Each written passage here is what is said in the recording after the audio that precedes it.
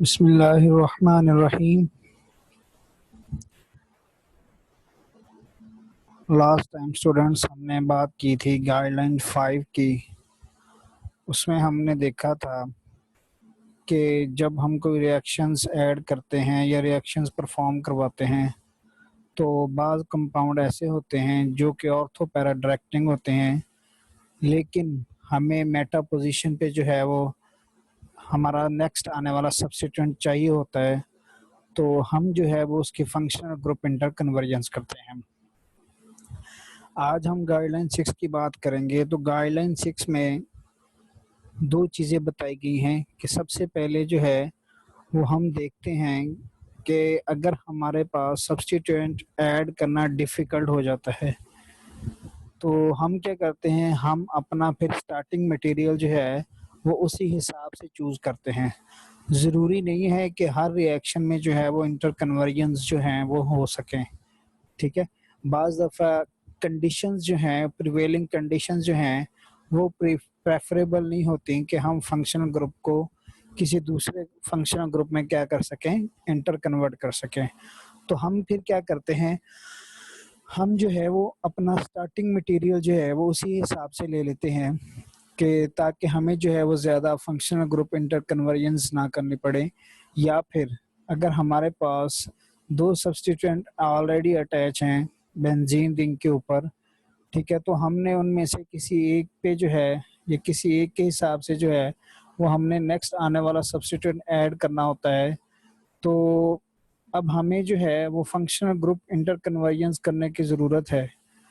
तो अब दोनों की इंटर अगर हम फंक्शनल ग्रुप इंटर कन्वर्जेंस की कंडीशंस अप्लाई करते हैं तो फिर दोनों के लिए जो है वो पॉसिबिलिटी होगी कि दोनों के फंक्शनल ग्रुप इंटर कन्वर्जेंस हो जाएं, ठीक है। तो इस लिहाज से इससे बचने के लिए हम क्या करते हैं कि हम कम रिएक्शन को मोर कम्प्लेक्स होने से बचाने से हम क्या करते हैं कि हम फिर अपना स्टार्टिंग मटेरियल जो है वो वही यूज़ कर लेते हैं जिसकी बेस पे आने वाला सब्स्टिट्यूएंट जो है वो आकर उसके ऊपर अटैच हो जाए। दूसरा पॉइंट ये है कि it is often good strategy not to disconnect at all but to use the starting material containing that substituent. कि ज़रूरी नहीं है कि हम सारे फंक्शन ग्रुप को क्या करते जाएं, डिस्कनेक्ट करते जाएं या कनेक्ट करवाते जाएं या सब्स्टिट्यूट करवाते जाएं।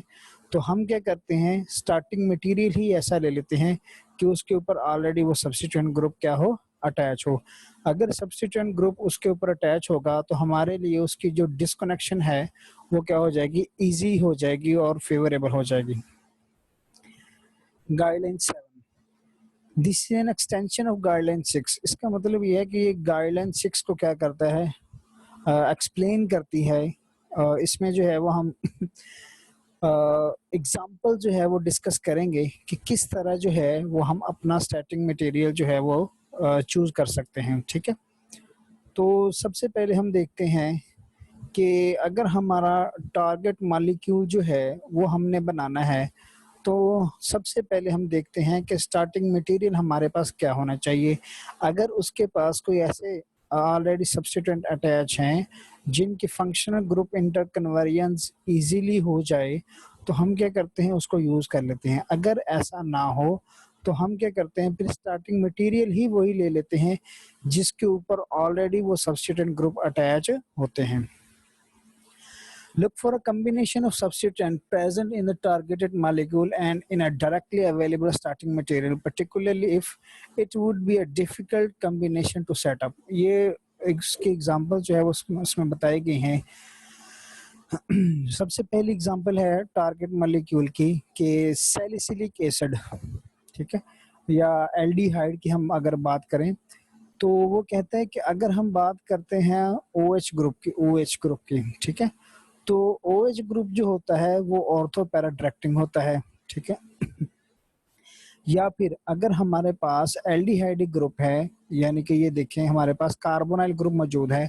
कार्बोनाइल ग्रुप जो होता है वो मेटा डायरेक्टिंग होता है क्योंकि वो इलेक्ट्रॉन विथड्रॉइंग ग्रुप है, ठीक है। तो फिर आने वाला जो OH ग्रुप है वो उसको अटैच होना चाहिए मेटा पोजीशन पे। ठीक है, लेकिन ये अटैच है किसके ऊपर, पैरा पोजीशन पे। तो इस तरह की अगर कंडीशंस जो है वो हमारे पास आ जाएं कि हमारे पास कोई चांस नहीं है फंक्शनल ग्रुप इंटर कन्वर्जेंस का, तो हम फिर क्या करते हैं कि हम अपना स्टार्टिंग मटेरियल ही जो है वो उसी हिसाब से ले लेते हैं ताकि हमारे लिए रिएक्शन परफॉर्म करना आसान हो जाए। दूसरी एग्जांपल जो है वो है एंथ्रानेलिक एसिड, ठीक है। और थर्ड एग्जांपल जो है वो है थैलिक एनहाइड्राइड। इसमें अगर आप गौर से देखें तो दोनों जो हैं वो कार्बोक्सिलिक एसिड ग्रुप अटैच हैं, ठीक है। यहाँ पर अगर आप देखें तो ये एनहाइड्राइड बन रहा है। एनहाइड्राइड का मतलब यह है कि यहाँ से वाटर मॉलिक्यूल है, यानी कि एक कार्बोक्सिलिक ग्रुप से H ग्रुप जाएगा और दूसरे कार्बोक्सिलिक ग्रुप से OH ग्रुप जाएगा, तो वाटर रिमूव हो जाएगा और हमारे पास क्या बन जाएगा, एनहाइड्राइड बन जाएगा। तो अब अगर हम बात करते हैं कार्बोक्सिलिक ग्रुप, यहाँ पर भी अटैच है, यहाँ पर भी अटैच है, लेकिन कार्बोक्सिलिक ग्रुप जो है वो क्या होता है, मेटा डायरेक्टिंग है, और ये दोनों एक दूसरे के लिहाज से ऑर्थो पोजीशंस पे हैं। अगर हम इस ग्रुप के लिहाज से बात करें तो ये उसके हिसाब से क्या है, ऑर्थो पोजीशन पे है। अगर हम इस ग्रुप से के हिसाब से जो है वो डिस्कस करें तो ये उसके हिसाब से क्या है, ऑर्थो पोजीशन पे है। तो अब हम क्या करते हैं कि जो अब हमें चाहिए दोनों कार्बोक्सिलिक ग्रुप ऑर्थो पोजीशंस के ऊपर एक दूसरे के रेफरेंस है, लेकिन हमारे पास ऐसा जो है वो ऐसी कोई इंटर कन्वर्जेंस जो है वो पॉसिबल नहीं होती। तो फिर हम क्या करते हैं कि हम स्टार्टिंग मटेरियल ही ऐसा ले लेंगे जिसकी दोनों साइडों पर क्या होगा, यहाँ पर भी कार्बोक्सिलिक ग्रुप अटैच होगा, यहाँ पर भी कार्बोक्सिलिक ग्रुप अटैच होगा, ठीक है। डाई बेंजोइक एसिड जो है वो हम इसको कह सकते हैं कि इसमें दो कार्बोक्सिलिक ग्रुप, एक यहाँ पर अटैच है, एक यहाँ पर अटैच है। इसको हम हीट करेंगे या स्पेसिफिक कंडीशंस जो है वो कोई हाइग्रोस्कोपिक कंपाउंड अटैच करेंगे तो वो वाटर को रिमूव कर देगा और हमारे पास थैलिक एनहाइड्राइड बन जाएगा। मोर एग्जांपल्स ये भी है इसी हिसाब से। ये देखें कि हमारे पास बेंजीन के ऊपर जो है वो ऑर्थो है, मेटा है एंड पैरा कंपाउंड्स मौजूद हैं। अगर OH ग्रुप अटैच है तो अंडरस्टूड बात है कि ये सिर्फ और सिर्फ ऑर्थो पैरा होना चाहिए, लेकिन अगर ये मेटा पोजीशन पे अटैच है तो ये हमारे लिए क्या हो जाता है, मुश्किल हो जाता है। इसी वजह से हम क्या करते हैं, फिर कोई ऐसा स्टार्टिंग मटेरियल ले लेते हैं जिसमें जो है वो OH ग्रुप एक दूसरे के लिहाज से मेटा पोजीशंस पर हों। ऑर्थो मेटा एंड पैरा, अब देखें ये भी इलेक्ट्रॉन डोनेटिंग ग्रुप है, ये भी इलेक्ट्रॉन डोनेटिंग ग्रुप है, ये दोनों एक दूसरे के लिहाज से क्या है, ऑर्थो पैरा सब्स्टिट्यूएंट्स हैं, यानी कि ये भी ऑर्थो पैरा डायरेक्टिंग ग्रुप है, ये भी ऑर्थो पैरा डायरेक्टिंग ग्रुप है। तो होगा क्या कि फिर इन दोनों के हिसाब से हम क्या करते हैं, डिस्कस करते हैं कि ये दोनों जो हैं वो ऑर्थो पैरा हैं, लेकिन अगर हमें मेटा ग्रुप पे चाहिए, फॉर एग्जांपल ये मिथाइल ग्रुप है, अगर हमें OH ग्रुप जो है वो मेटा पोजीशन पे चाहिए, ठीक है, तो ये पॉसिबल नहीं होता। क्यों? क्योंकि ये ऑर्थो पैरा डायरेक्टिंग है, तो हमारे पास फंक्शनल ग्रुप इंटर कन्वर्जेंस की जो है वो पॉसिबिलिटी नहीं है। तो हम क्या करते हैं, फिर स्टार्टिंग मटेरियल ही ऐसा ले लेते हैं जिसमें हमारे पास OH ग्रुप जो है वो कहाँ पर अटैच होगा, मेटा पोजीशन पर अटैच होगा। इसी तरह से ये डाइफिनाइल है, ठीक है, मेसिटाइलिन है, ये सारे इसके एग्जांपल्स हैं।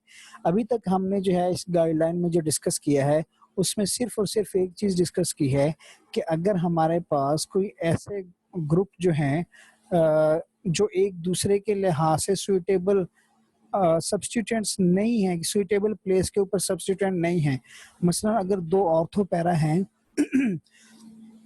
ऑर्थो पैरा डायरेक्टिंग ग्रुप्स हैं दो बेंजीन के ऊपर, लेकिन वो अटैच हैं किसके ऊपर, मेटा पोजीशन के ऊपर, तो इसका मतलब ये है कि हमारे लिए ये मुश्किल हो जाएगा कि हम आने वाले ग्रुप को मेटा पोजीशन पे भेजें। तो हम क्या करते हैं, फिर स्टार्टिंग मटेरियल ही वही ले लेते हैं जिसके ऊपर ऑलरेडी से वो ग्रुप जो है वो मेटा पोजीशन पर मौजूद हो। Guideline 8, avoid sequences which may lead to unwanted reactions at other sites in the molecule. Thus, nitration of benzaldehyde gives only 50% meta nitrobenzene aldehyde. Since the nitric acid oxide CHO2C carboxylic group, one way around this particular problem is to nitrate benzoic acid and reduce carboxylic group into benzaldehyde. इसकी example यहाँ पर बताई गई है कि हम क्या करते हैं कि अगर हमारे पास वो कहता है कि नाइट्रेशन ऑफ बेंजल्डिहाइड है, ठीक है। बेंजल्डिहाइड जो है वो क्या कहता है 50% मेटा नाइट्रोबेंजीन जो है वो देता है, बेंजल्डिहाइड देता है। Since the nitric acid oxide यानी कि CHO टू कार्बोक्सिल ग्रुप, ठीक है, तो वो क्या करता है, हम इसकी ऑक्सीडेशन से इसको कन्वर्ट कर सकते हैं एल्डिहाइड ग्रुप को कार्बोक्सिलिक ग्रुप के अंदर। एक दूसरा तरीका भी है कि हम क्या करें कि सबसे पहले जो है वो नाइट्रेट बेंजोइक एसिड इस्तेमाल करें, ठीक है। नाइट्रेट बेंजोइक एसिड जब इस्तेमाल करेंगे तो हमारे पास जो कार्बोक्सिलिक ग्रुप होगा उसको हम रिड्यूस कर देते हैं किसके ऊपर, सॉरी रिड्यूस कर देते हैं किसमें, बेंजल्डिहाइड के अंदर यानी कि एल्डिहाइडिक ग्रुप के अंदर, ठीक है। अब बात असल में वो क्या कह रहा है कि अगर हमारे पास एक ग्रुप जो है वो उससे प्रोडक्ट कम आ रही है, जैसा कि बेंजोइक एसिड में हमने देखा, ठीक है, या एल्डिहाइडिक ग्रुप के अंदर देखा कि अगर बेंजीन के ऊपर एल्डिहाइडिक ग्रुप मौजूद है और हम उसकी नाइट्रेशन करवाना चाहते हैं तो 50% हमारे पास प्रोडक्ट आती है। लेकिन अगर हमारे पास कार्बोक्सिलिक ग्रुप जो है वो मौजूद है, ठीक है, और फिर हम उसकी नाइट्रेशन करवाते हैं तो इसकी प्रोडक्ट ज़्यादा आती है।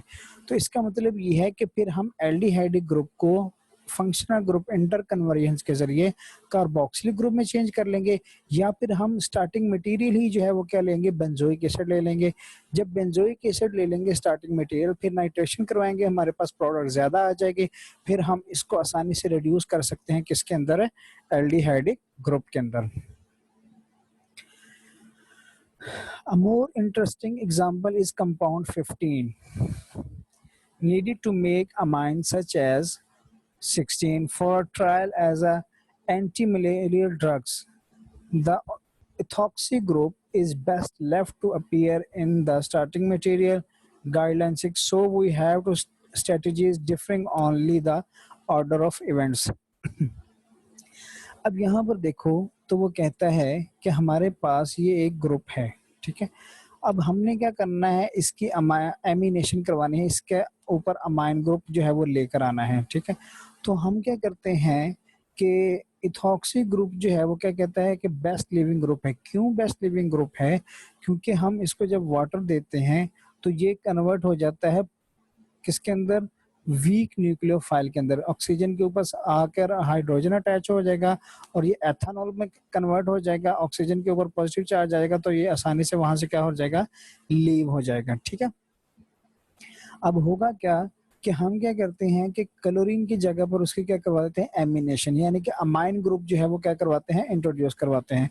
चूंकि नाइट्रोजन के पास क्या होता है, लोन पेयर होता है, तो वो आसानी से न्यूक्लियोफिलिक सब्स्टिट्यूशन के जरिए से इसको क्या कर देता है, रिप्लेस कर देता है। फिर उसके बाद जो है हमारे पास नाइट्रो ग्रुप है, नाइट्रो ग्रुप जो होता है उसको हम रिडक्शन के थ्रू जो है रिडक्शन करवा कर किसमें कन्वर्ट कर देते हैं, अमाइनो ग्रुप के अंदर कन्वर्ट कर देते हैं, ठीक है। तो बात असल में दरअसल ये है कि हमें पता होना चाहिए कि हमारे पास कौन सा गुड लिविंग है। जैसे मैंने पहले भी डिस्कस किया था कि अगर हमें नहीं पता कि स्ट्रॉन्ग न्यूक्लियोफाइल कौन है, ठीक है, पुअर लिविंग ग्रुप कौन है, वीक न्यूक्लियोफाइल कौन सा है, गुड लिविंग ग्रुप कौन सा है, तो हम जो है वो कहीं पे भी रिएक्शन जो है वो ऑर्गेनिक के अंदर परफॉर्म नहीं करवा सकते। इसलिए हमें बेसिक नॉलेज जो है वो अच्छी तरह से जो है वो अपने माइंड में रखना चाहिए, ठीक है। ख़ास तौर पर जो है वो सब्स्टिट्यूशंस के हवाले से SN1 SN2 जो है वो अगर हमें पता है, उसमें न्यूक्लियोफाइल्स की टाइप्स का पता है, इलेक्ट्रोफाइल्स की टाइप का पता है, ठीक है, हमें पता है गुड लिविंग ग्रुप कौन सा है, पुअर लिविंग ग्रुप कौन सा है, तो हमारे लिए ये डिस्कनेक्शन जो है वो क्या हो जाएगी, ईजी हो जाएगी, ठीक है। एनालिसिस ये देखें, अब यहाँ पर हमारे पास दो पॉसिबिलिटीज हैं। वो कह रहे हैं कि यहाँ से जो है वो सबसे पहले अगर हम एनालिसिस की बात करते हैं तो यहाँ पर दो पाथवे जो है वो हमें बताए गए हैं, ठीक है।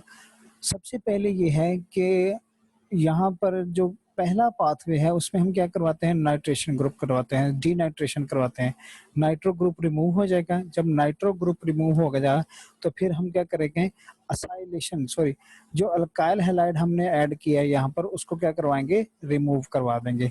जब अल्काइल हैलाइड रिमूव हो जाएगा तो हमारे पास क्या आ जाएगा, इथॉक्सी ग्रुप जो है वो रिमूव आ जाएगा, और हम जो है वो इथॉक्सी ग्रुप जो है उसको आसानी से रिप्लेस कर सकते हैं किसके साथ, OH ग्रुप के साथ, ठीक है। इसी तरह से अगर हम सेकंड पाथवे देते हैं तो हम क्या करते हैं, सबसे पहले क्लोरोमिथाइलेशन रिमूव करवाते हैं, फिर जो है वो नाइट्रो ग्रुप जो है डीनाइट्रेशन करवाएंगे, और फाइनली हमारे पास क्या आता है, बेंजीन के ऊपर इथॉक्सी ग्रुप जो है वो क्या है, मौजूद है।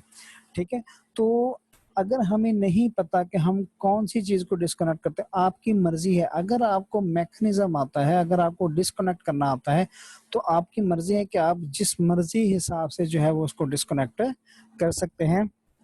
बेसिक नॉलेज जो है वो अपने जहन में रखना चाहिए कि हम पहले किसको रिमूव करेंगे, बाद में किसको रिमूव करेंगे। ठीक है, तो फॉर एग्जांपल अगर आप कहते हो, अगर यहाँ पर देखो, अगर यहाँ पर भी कोई ऑर्थो पैरा डायरेक्टिंग ग्रुप होता तो सबसे पहले हम क्लोरीन को जो है वो यहाँ से रिमूव करवाते, फिर जरूरी हो जाता। लेकिन यहाँ पर नाइट्रो ग्रुप है, नाइट्रो क्या है, मेटा डायरेक्टिंग है, और जो क्लोरोमिथाइलेशन हुई हुई है यहाँ पर, वो भी क्या है, मेटा पोजीशन पे है। इसके हिसाब से भी क्या है, ऑर्थो पोजीशन पे है, चूंकि ये ऑर्थो पैराडायरेक्टिंग है, तो दोनों की कंडीशंस को क्या कर रहा है, फुलफिल कर रहा है। तो इसलिए हम कोई भी ग्रुप जो है वो आसानी से डिस्कनेक्ट कर सकते हैं अगर हमें उसकी डिस्कनेक्शन आती हुई। वो strategies fit the substitution pattern.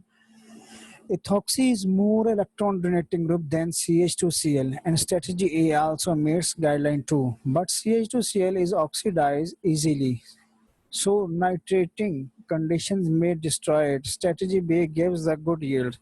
अब यहाँ पर देखें हम, वो कहता है कि ये जो मिथाइल क्लोरोमिथाइलेशन हुई है, अगर हम यहाँ पर जो है वो सबसे पहले हम क्या करते हैं कि नाइट्रो ग्रुप को जो है वो रिमूव करते हैं। तो जब नाइट्रो ग्रुप को रिमूव करेंगे, ठीक है, तो ऑक्सीडेशन के जरिए से ये जो क्लोरीन ग्रुप है, ये क्लोरोमिथाइल ग्रुप जो है यहाँ पर अटैच है, इसकी ऑक्सीडेशन आसानी से हो जाती है, यानी कि ये किसी और फंक्शन ग्रुप में क्या हो जाएगा, इंटर कन्वर्ट होने जाएगा। तो हमें सबसे पहले क्या करना है, सबसे पहले हमें क्लोरोमिथाइलेशन को क्या करवाना है, रिमूव करवाना है। रिमूव करवाने के बाद हमें क्या करना है, बाद में जो है वो नाइट्रेशन ग्रुप जो डीनाइट्रेशन जो है वो उसकी करवानी होती है। तो ये जहन में रखिएगा कि अगर हमारे पास क्लोरोमिथाइलेशन मौजूद हो या क्लोरो अल्काइलेशन मौजूद हो और नाइट्रो ग्रुप भी मौजूद हो, तो अगर हमें उन दोनों में से डिस्कनेक्ट करना पड़े तो सबसे पहले हमें किसे डिस्कनेक्ट करना चाहिए, तो वो होगा क्लोरो अल्काइलेशन या क्लोरो मिथाइलेशन। ये उसकी सिंथेसिस है जी, पहले नाइट्रेशन होगी, फिर बाद में क्या होगी, हम क्लोरीन जो है वो ऐड करते हैं और टारगेट हमारे पास आ जाता है। लास्ट गाइडलाइन है जी 9। If ortho-para substitution is involved, one strategy may avoid separation of isomers in that other position becomes blocked. अगर हम, वो कहता है कि अगर हमारे पास ऑर्थो पैरा डायरेक्टिंग जो है वो सब्स्टिट्यूएंट मौजूद हैं, ठीक है, तो हम क्या करते हैं, उनको सेपरेशन के जरिए से बाकी पोजीशन जो है वो क्या कर देते हैं, ब्लॉक कर देते हैं, ताकि उस ग्रुप के ऊपर कहीं आकर वो ऑर्थो पैराडायरेक्टिंग ग्रुप जो है वो अटैच ना हो जाए। मसलन दोनों जो है वो ऑर्थो पैराडायरेक्टिंग है, हमें चाहिए दोनों पैरा पोजीशंस पे, तो हम ऑर्थो पोजीशंस को क्या कर देते हैं, ब्लॉक कर देते हैं। ठीक है, अगर हमें एक ऑर्थो पोजीशन पे चाहिए तो दूसरी ऑर्थो पोजीशन को क्या कर देते हैं, ब्लॉक। जैसे कि हमने गाइडलाइंस में पढ़ा था कि ऑर्डर ऑफ इवेंट्स में पढ़ा था कि अगर हमारे पास दोनों अवेलेबल हैं ऑर्थो पोजीशंस और हम लेकर आना चाहते हैं किसी एक पर, तो हम दूसरे को क्या कर देते हैं, प्रोटेक्ट कर देते हैं विद द प्रोटेक्टिंग ग्रुप्स। ये है जी हमारे पास एग्जांपल। ठीक है, हमारे पास बेंजीन ग्रुप है, इसके ऊपर सबसे पहले एन हेक्सेन है, OH ग्रुप है और नाइट्रो ग्रुप है। तो सबसे पहले जो है, अच्छा एक यहाँ पर एक और बात जो है वो जहन में रखनी चाहिए कि सबसे पहले हम उस ग्रुप को जो है वो डिटैच करेंगे जो इलेक्ट्रॉन विदड्रॉइंग ग्रुप होगा। ठीक है, किसी हद तक जो है वो हम कॉमनली जो है वो हम उसको डिस्कस करते हैं, लेकिन एक्सेप्शनल केसेस भी हैं। तो यहाँ पर जो है वो सबसे ज्यादा जो इलेक्ट्रॉन विदड्रॉइंग ग्रुप होता है वो कौन सा होता है, नाइट्रो ग्रुप। ठीक है, तो नाइट्रो ग्रुप को हम क्या करेंगे, डिटैच कर देंगे। ठीक है, डिटैच करने के बाद हम यहाँ पर क्या करेंगे, एन हेक्सेन को रिमूव करवा देंगे और हमारे पास क्या आ जाएगा, फिनोल आ जाएगी।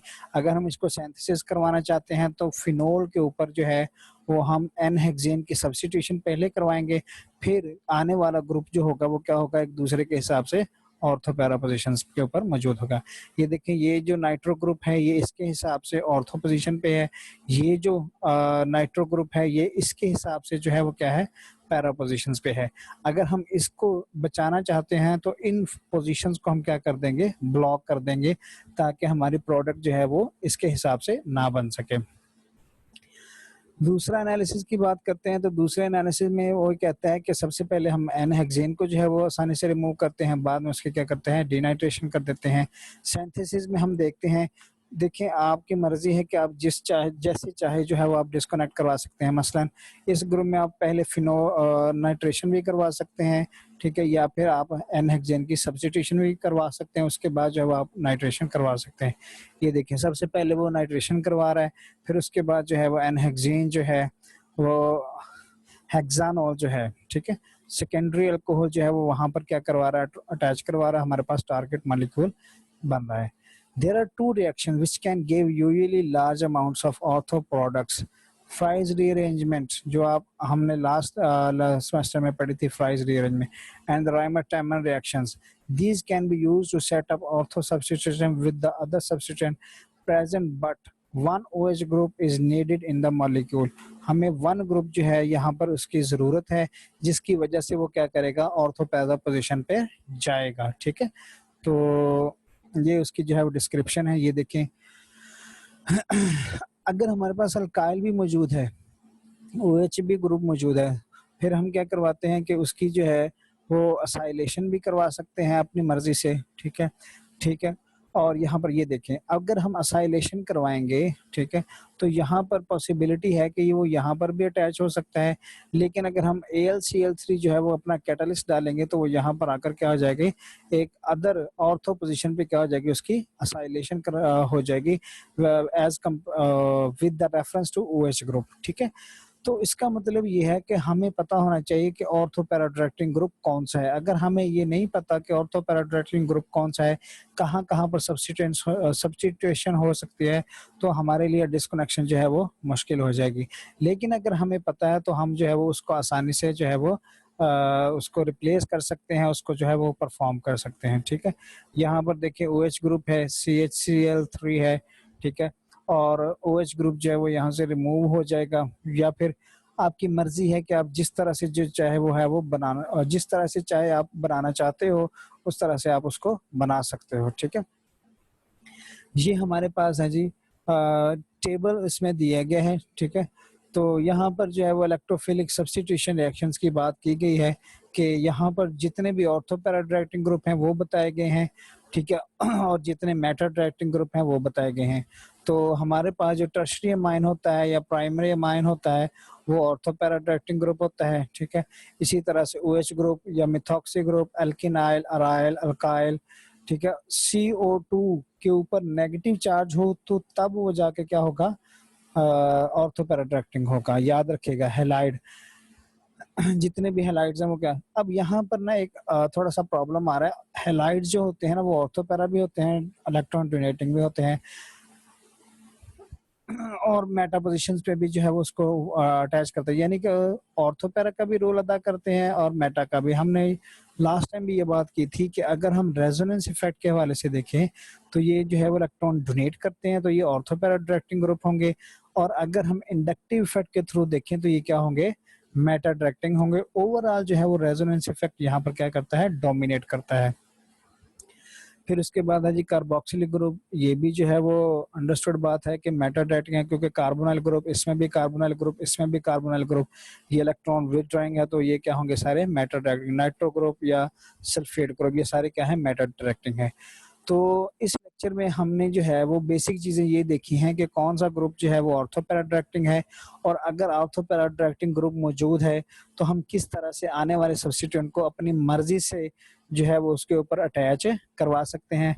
मसलन अगर हमारे पास जो है वो इलेक्ट्रॉन डोनेटिंग ग्रुप अटैच है और हम आने वाले ग्रुप को भेजना चाहते हैं मेटा पोजीशन पे, तो हम ऑलरेडी स्टार्टिंग मटेरियल कोई ऐसा यूज कर लेंगे जिसमें ऑलरेडी जो है वो दोनों ग्रुप अटैच होंगे, वो दोनों एक दूसरे के लिहाज से मेटा पोजीशंस पर होंगे, ठीक है। उसके बाद हमने देखा था कि हम डिस्कनेक्शन जो है वो कैसे कैसे कर सकते हैं।